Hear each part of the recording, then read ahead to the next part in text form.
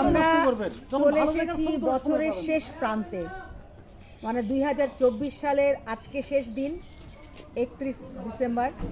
আমরা প্রশিকা বিদ্যানিকেতনের শিক্ষকদের সঙ্গে, এরা খুবই প্রিয় মানুষ আমার।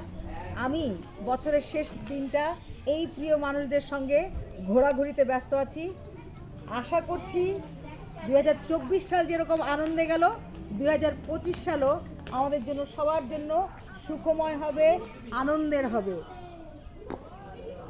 আমরা এখন আছি বৌদ্ধ বিহারে, এটা হচ্ছে পাহাড়পুরে।